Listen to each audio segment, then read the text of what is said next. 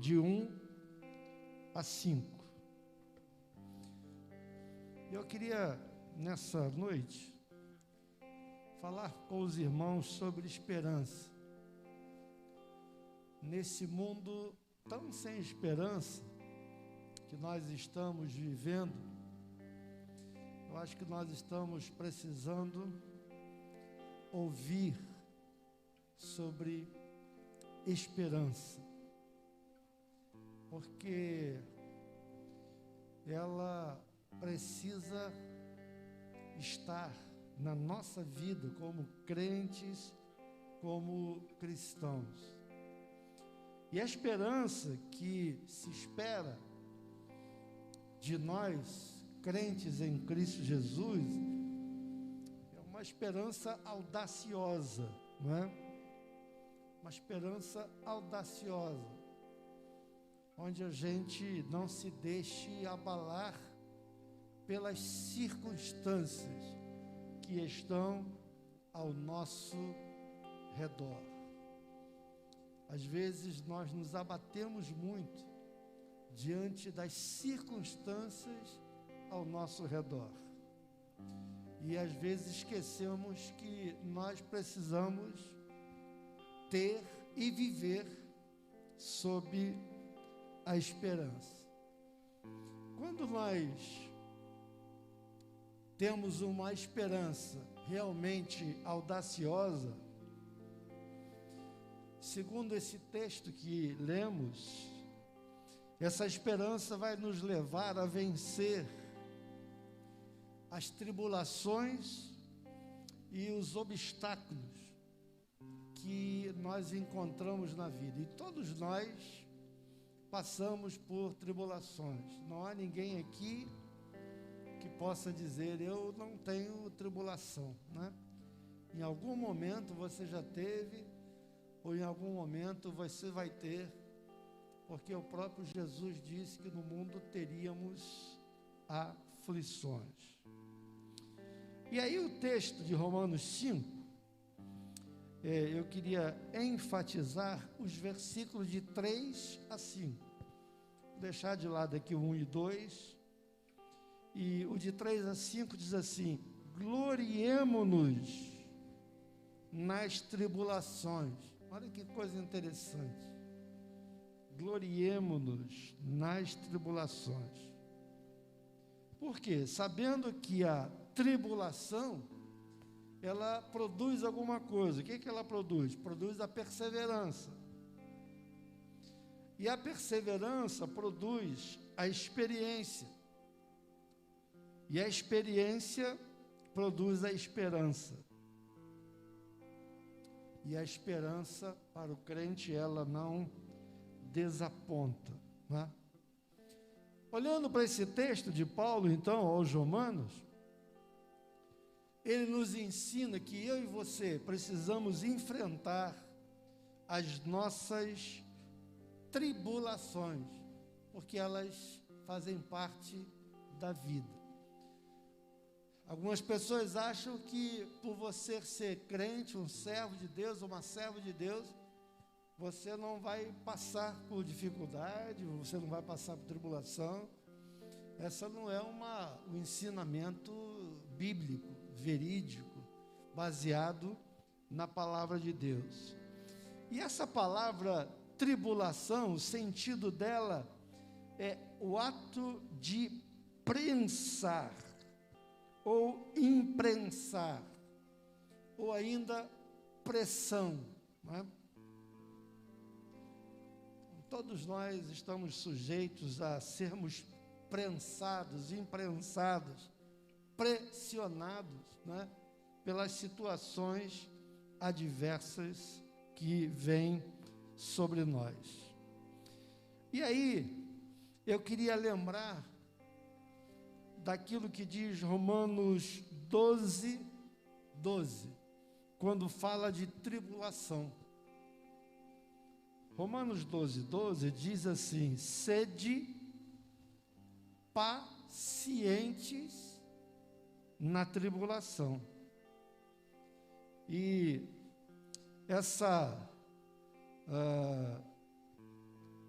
palavra aí, paciente ou paciência, ela vem do grego upomeno, que quer dizer ficar, ou seja, permanecer, não retirar-se, não fugir diante das coisas que estão acontecendo. Então, a primeira coisa que Paulo lá em Romanos 12 diz, olha, precisamos ser pacientes, não adianta fugir, temos que ficar, temos que encarar a tribulação com paciência. Depois, Paulo ainda, no capítulo 12 de Romanos, ainda no verso 12, ele diz que nós precisamos ter perseverança em oração. Perseverança em oração. E essa palavra, perseverança, é uma palavra bonita, chamada proscartério. Bonita, né? Um nome assim, romântico, sugestivo, né? Proscartério. E qual o sentido dessa palavra proscartério, que é traduzida como perseverança? Aderir, ser partidário, ser dedicado e ser fiel. Então, Paulo está dizendo aqui que, diante da tribulação, é necessário continuar ali, ser dedicado e ser fiel à oração nesse momento. É isso que Paulo ensina, não é? E depois, a questão da esperança, que vem do grego elpis. E a esperança, a expectativa do bem. É a expectativa de algo que vai ser bom, que vai melhorar, né? E, irmãos, não pode um crente verdadeiramente nascido de novo viver sem esperança. A gente não pode viver sem esperança. Aliás, viver sem esperança, como diz lá o André Valadão, não é coisa de crente, não. Né? E por que não?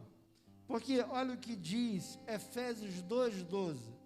Se você está vivendo sem esperança, vivendo pelo dia a dia, e você não tem esperança nas promessas que Deus nos fez, tem alguma coisa errada com você.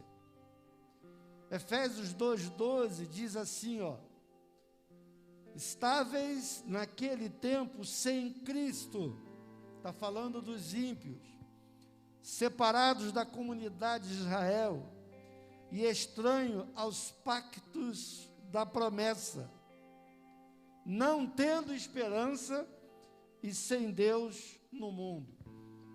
De quem Paulo está falando? De incrédulo, de pessoas que estão vivendo no mundo sem nenhuma esperança. Como crentes no Senhor Jesus, eu e você precisamos viver com esperança. Precisamos ter a esperança de que Deus é cumpridor de todas as suas promessas. Ele disse que nunca nos deixaria só. A Bíblia diz que Ele está no controle de todas as coisas. Em que momento algum Deus perdeu o controle da história. E isso precisa trazer para mim e para você esperança. Mas o texto ainda diz, não é? O texto de Romanos agora 5, no verso 3, ele diz assim, ó: glorificando a Deus, do do grego kauchaomai, que é gloriar-se, mesmo sem razão. Normalmente, nós enfrentamos as nossas tribulações, sabe como? Eu não sei você, se essa palavra vai se coadunar, se vai encaixar com você. Mas tem muito crente que passa pelas tribulações com murmuração, com reclamação, culpando todo mundo por aquela situação de tribulação que você está passando. Uns até culpando ao próprio Deus, não é? Como é que você tem passado pelas tribulações que Jesus nos preveniu que nós passaríamos por ela? Será que é com murmuração, com reclamação? Olhando para a palavra de Deus, vemos que a Bíblia nos manda enfrentar as tribulações com paciência, com perseverança, com oração, com esperança e ainda dando glória a Deus. Pastor, isso é possível? Sim. Sim. Nós vamos ver homens na Bíblia que fizeram isso, nem considerando o fato de Jesus. Vamos ver Jó no Velho Testamento, quando ele perde tudo, os bens, os filhos, ele diz: o Senhor o deu, o Senhor o tomou, bendito seja o nome do Senhor. Jó glorifica a Deus numa das maiores tribulações, ou a maior tribulação que um homem já passou sobre a face da terra. Não é? Depois, no Novo Testamento, a gente podia citar Estevão. Estevão, quando está sendo apedrejado, que é a maior tribulação do que essa, ser apedrejado até a morte, ele vê os céus abertos, Jesus à direita do trono do Pai, e ele então diz: Pai, perdoa-lhes, porque eles não sabem o que fazem. Não há reclamação, não há murmuração, não há excomungação daqueles que o apedrejavam. Paulo diz que nós precisamos ser diferentes e na hora da tribulação glorificarmos a Deus. E é através da nossa reação das tribulações é que as pessoas vão ver a diferença que há em nós. Se na hora da tribulação a gente reagir da mesma forma que o incrédulo reage, qual é o nosso testemunho? Qual é a diferença? Não é?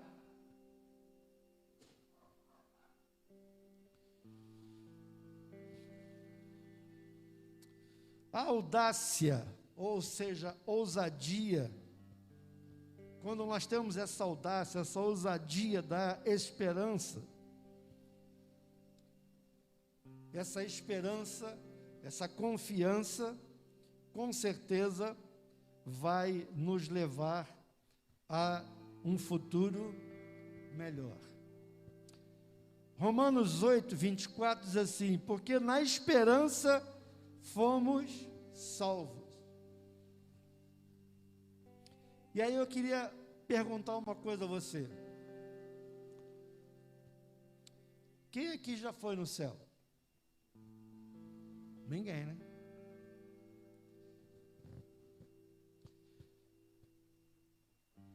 Por que que você espera um dia ir para o céu, se nem lá você foi ainda, e ninguém que foi lá voltou para dizer como é que é? Porque nós fomos salvos na esperança de que um dia Jesus iria voltar e nos buscar, e estaríamos para com Ele. Você não sentiu nada diferente, você não assinou um contrato, você não assinou uma escritura de que você tem um lugar garantido no céu, você não tem nada disso. Mas você tem a esperança da promessa de Deus, da palavra de Deus. E essa é a posição que o crente deve viver nesse mundo, com a mesma esperança. Porque o mesmo Deus que nos salvou em esperança, não nos deu nenhuma garantia, mas você pela fé foi salvo, pela fé você espera um dia ser resgatado, pelo noivo, que vai vir buscar a noiva. Assim também nós precisamos ser audaciosos na nossa fé, na nossa esperança. Diante das tribulações, o Deus é o mesmo, Ele não muda.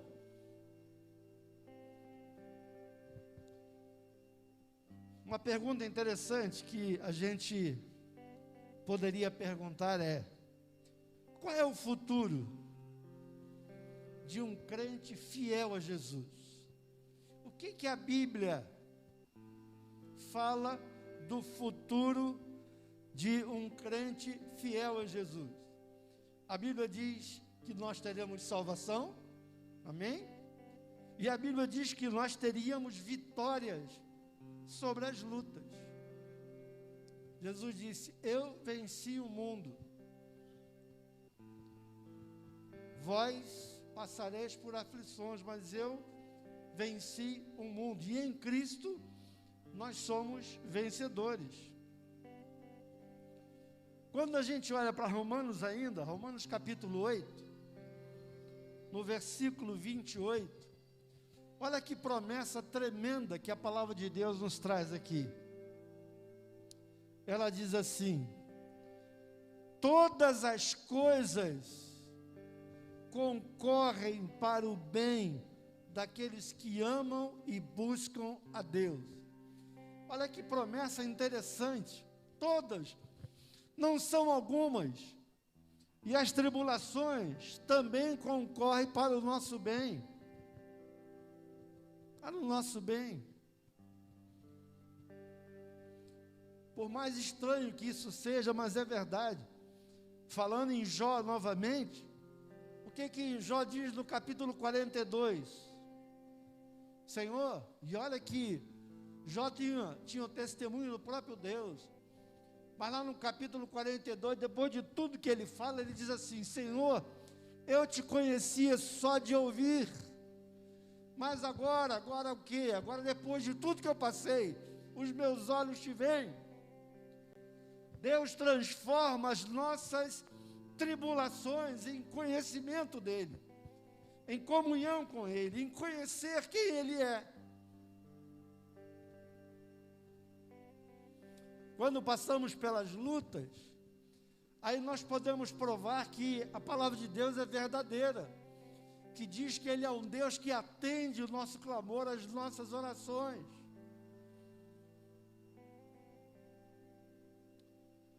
Romanos 8:31 diz assim: que diremos, pois, a estas coisas? Se Deus é por nós, quem será contra nós? Queridos, se Deus é por nós, Romanos 1:12 diz que nós fomos feitos filhos de Deus. Eu e você fomos feitos filhos do Deus Criador do universo, do Deus que fez o sol, a lua, as estrelas, todos os planetas. Ele nos fez filhos desse Deus Todo-Poderoso. Então, o que diremos à vista dessas coisas? Se Deus é por nós, se nós somos seus filhos, quem será contra nós? E Romanos 8:37 diz assim: mas em todas as coisas somos mais do que vencedores. Pelos meus méritos? Não. Por aquele que nos amou. Pelo Senhor Jesus. Por que devemos ter confiança, sim, depositar a nossa confiança em Deus? Você sabe quais são os planos, os propósitos e o futuro que Deus tem reservado para aqueles que nele esperam? Você sabe o que a palavra de Deus garante, afirma sobre aqueles que esperam em Deus? Dá uma olhadinha em Jeremias 29, 11. Jeremias 29, 11 diz assim, olha que promessa linda de Deus. Pois eu bem sei os planos que eu estou projetando para vós, diz o Senhor, planos de paz, prosperidade e não de mal, para vos dar um futuro e uma esperança. Aleluia, aleluia. Isso é aquilo que Deus tem preparado para aqueles que nele confiam e que esperam nele. Queridos, nós precisamos aprender uma coisa. Nós precisamos aprender para que servem os nossos problemas. Os nossos problemas são didáticos.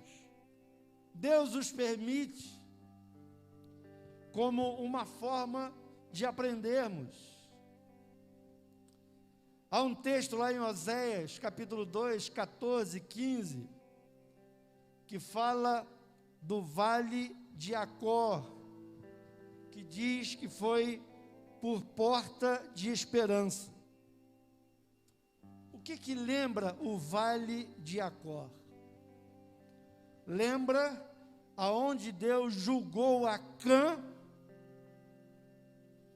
Acã havia se apropriado de uma capa babilônica de prata, de ouro, colocado embaixo da sua tenda, desobedecendo a Deus. E por causa disso houve um grande problema. Qual foi o grande problema? O povo de Israel foi derrotado diante de Ai, uma cidade pequena no nome e também no tamanho. E ali no vale de Acor, Deus então traz julgamento e resolve o problema. E diante daquilo houve conserto, e logo adiante eles têm vitória. E essa palavra Acor significa problema. O Deus que nós servimos é o Deus que transforma os nossos problemas em esperança de um futuro melhor.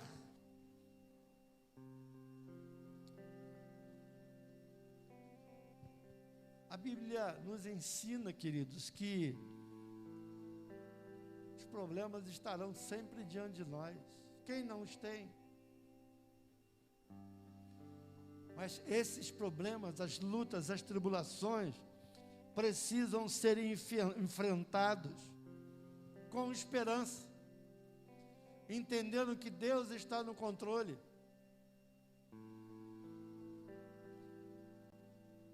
Que possamos ver nesses problemas, nessas lutas, nessas provações, uma oportunidade, uma porta de esperança que se abre, porque Deus está trabalhando em nós para conhecermos melhor. Queridos, quando nós temos essa esperança audaciosa, essa esperança vai nos levar a conquistar as promessas de Deus para nós. Vamos ver um exemplo no Velho Testamento. Paulo, quando ele se refere a Abraão, em Romanos capítulo 4, Romanos 4, os versos 17 e 18, olha o que diz aqui, olha. O Deus que vivifica os mortos, chama as coisas que não são como se já fossem, o qual, em esperança, referindo-se agora a Abraão, creu contra a esperança, para que se tornasse pai de muitas nações, conforme o que lhe fora dito, assim será a tua descendência, você será pai de uma grande nação. Há uma promessa que Deus faz a Abraão, quando esse homem já era velho, com 99 anos. Sua mulher, estéril, nunca havia tido filho, e já havia terminado o ciclo das suas menstruações nessa idade. Mas é interessante que a Bíblia diz que Abraão, olhando para si e para sua mulher, ele creu contra a esperança, creu contra o que os seus olhos viam. Precisamos, à semelhança de Abraão, crer, ainda que as circunstâncias sejam totalmente adversas. Você olha e diz assim: não estou vendo melhora nenhuma, não estou vendo mudança. Mas a palavra de Deus nos ensina que nós precisamos crer, porque quem fez a promessa é fiel, para cumprir as promessas que Ele tem para nós. Muitas vezes, nós acabamos nos comportando como se fôssemos incrédulos.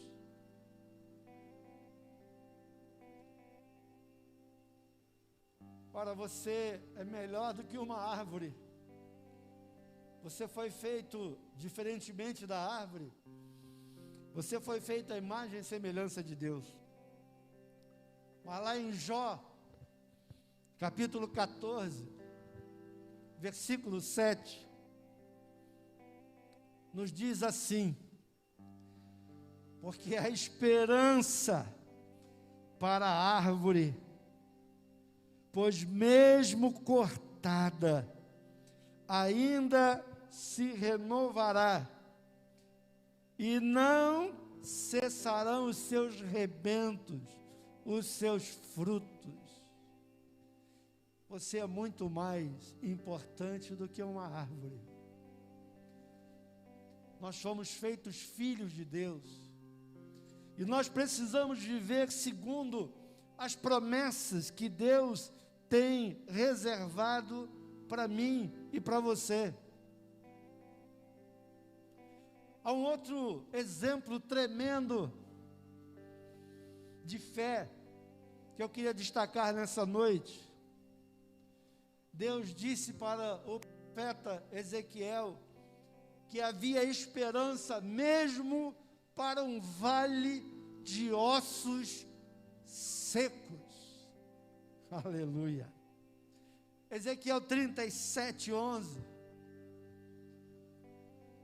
Eis que dizem, o povo de Israel estava dizendo, o povo que conhecia o Deus de Israel estava dizendo: os nossos ossos se secaram e pereceu a nossa esperança, estamos de todo exterminados.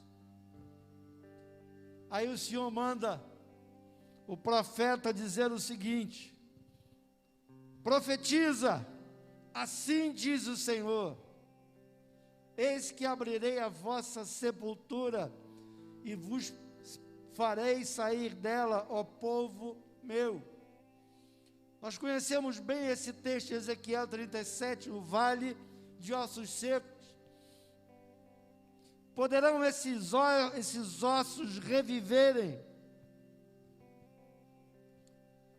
E Ezequiel vê então aqueles ossos se tornarem num grande exército. Mas a Bíblia tem mais promessas ainda. Deus disse que haveria esperança até para o pobre necessitado. Olha o Salmo 9, Salmo de número 9, verso 18. Olha que promessa tremenda para nós, pois o necessitado não será esquecido para sempre, nem a esperança dos pobres será frustrada perpetuamente.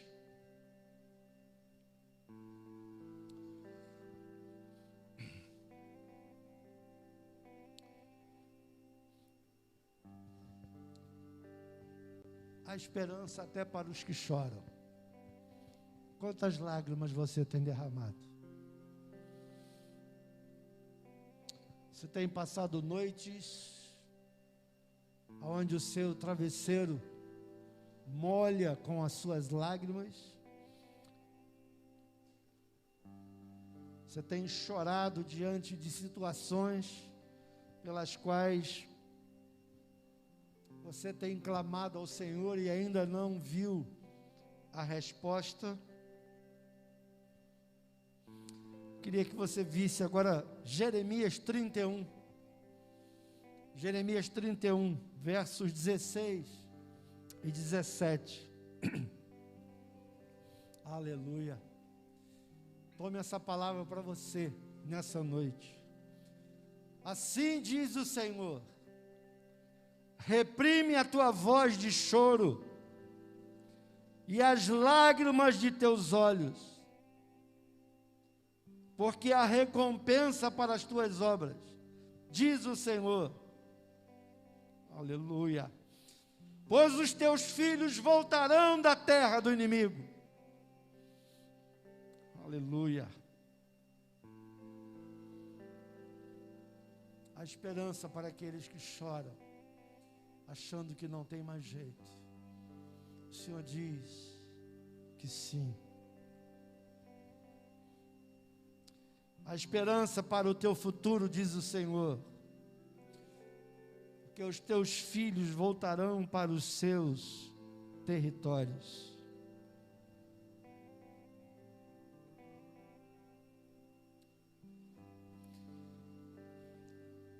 Talvez você diga, mas e se eu fui infiel ao Senhor? Será que há esperança para aqueles que foram infiéis, que se desviaram? Será que há esperança para o filho pródigo? Deus disse que haveria esperança até para quem foi infiel. Em Esdras capítulo 10, verso 2, nós vemos Esdras orando, chorando e confessando o pecado de Israel, que tinha dado as costas para o Senhor. E está registrado ali, e Esdras 10, 2, mas ainda há esperança para Israel. A esperança ainda para aqueles que um dia se desviaram como filhos pródigos. Mas há esperança, porque o Deus que nós cremos é um Deus misericordioso. É um Deus que, segundo a própria parábola que Jesus conta, é um Deus que está sempre de braços abertos, pronto para abraçar e restaurar o que se havia perdido. Concluindo, irmãos, dizem, há um ditado que diz que enquanto a vida, há esperança. E eu creio que isso veio lá de Eclesiastes, capítulo 9, verso 4, que diz assim: para aquele que está entre os vivos, há esperança. Para aqueles que estão entre os vivos, ou para aquele que está entre os vivos, há esperança. Você que está aqui nessa noite, e você que me ouve pela internet, você está vivo? Se você está me ouvindo é porque você está vivo. Se você está aqui é porque você está vivo. Então, para todos aqueles que estão vivos, ainda há esperança. Ainda há esperança. Queridos, é tempo de esquecer as coisas ruins, as experiências ruins da vida, do passado. Pois essas coisas, essas lembranças, acabam contaminando a nossa alma. Em Lamentação de Jeremias, a gente vê lá no capítulo 3, Jeremias olhando para as circunstâncias, e as circunstâncias não eram boas. E ele então lamenta, daí o livro ser chamado Lamentações de Jeremias. Até que chega um momento que parece que ele cai em si, ele recebe um choque de realidade. E ele diz: não devo trazer à memória aquilo que não me dá esperança. O que é que tem ocupado a sua mente? Há pessoas que estão presas no seu passado, diante das coisas que fizeram, realizaram, e ao pensar nessas coisas, elas nos trazem tristeza, remorso, acabam contaminando a nossa alma. Mas a Bíblia diz que eu devo trazer à memória aquilo que me pode dar esperança. E foi essa atitude de Ezequiel. Ele para de pensar nas coisas que estavam acontecendo à sua volta. E ele começa a olhar para o seu Deus, para tudo que Deus já tinha feito na sua vida. Sabe o que acontece conosco quando passamos por tribulações, por lutas? Nós esquecemos o quanto Deus já fez por nós. Nós esquecemos das respostas de oração, dos testemunhos, das coisas tremendas que Deus já fez na nossa vida. E todos nós temos experiências para contar. E a Bíblia diz que nosso Deus não mudou. Ele é o mesmo ontem, hoje e será eternamente. Então, o Deus que te socorreu no ano tal, não importa quanto tempo, Ele é o mesmo hoje. Ele continua te amando do mesmo jeito. Ele tem poder para ainda hoje transformar, mudar qualquer circunstância. Não fique trazendo, alimentando a sua memória com um passado que lhe traga mais experiências e mais lembranças ruins. Precisamos trazer à nossa memória aquilo que nos pode dar esperança. O que nos pode dar esperança? Que Deus me ama. Que a prova do seu amor foi a sua morte na cruz por mim e por você. Essa é a prova maior de um Deus que deixa a sua glória, a sua majestade e se torna um de nós e vem ao mundo. Morre naquela cruz por mim e por você. E promete voltar para nos buscar, para estarmos com Ele. Isso é o que precisa ocupar a nossa memória, de esperarmos aquele grande e glorioso dia. Maranata, ora vem, Senhor Jesus. É com essa esperança que eu e você precisamos viver. Essa esperança de crente. Incrédulo é que vive lamentando, chorando, está ruim. Mas nós temos um Deus que cuida de nós. E precisamos crer nisso. Coloque na sua mente a palavra de Deus, as suas promessas.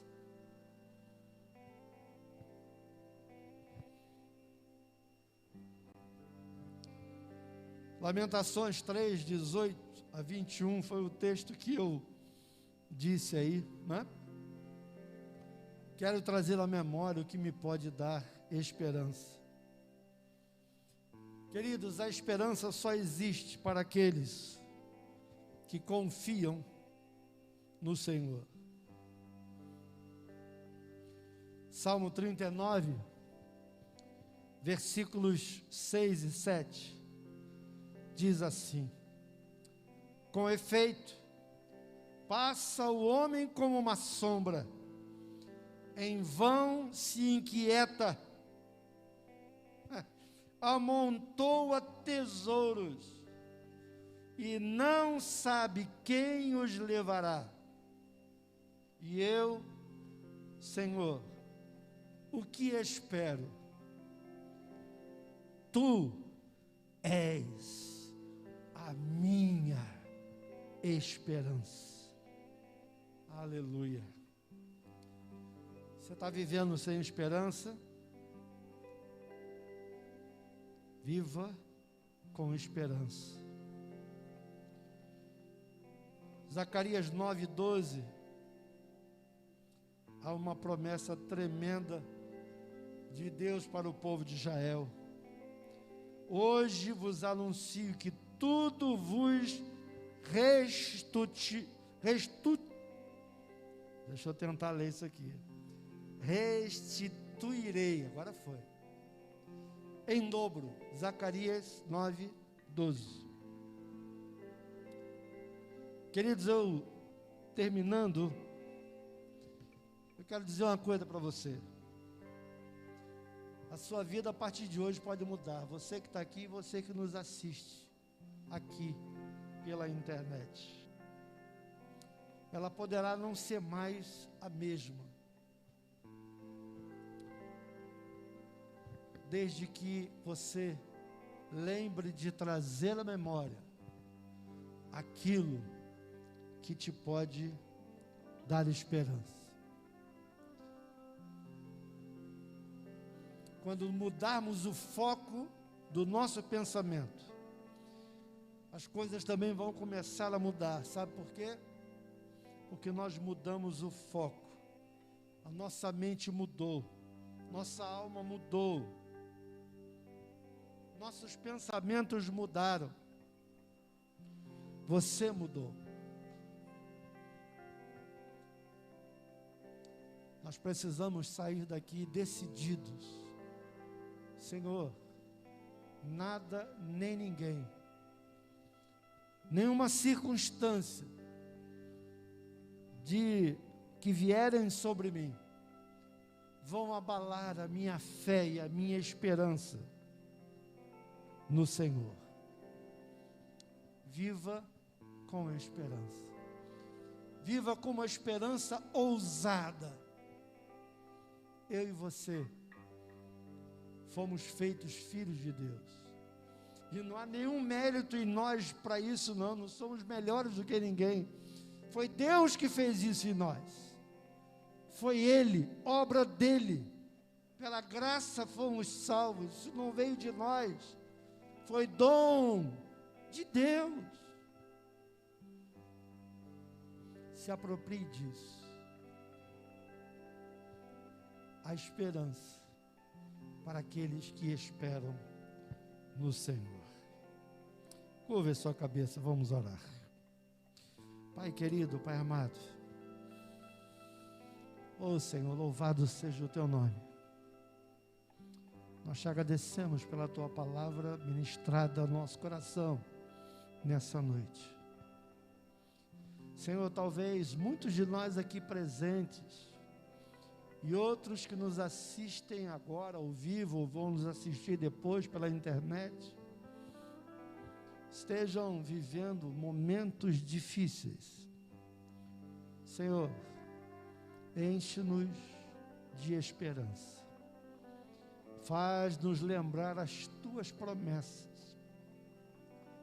Quantas promessas o Senhor tem para cada um de nós. Senhor, que possamos ser audaciosos na nossa esperança em Ti.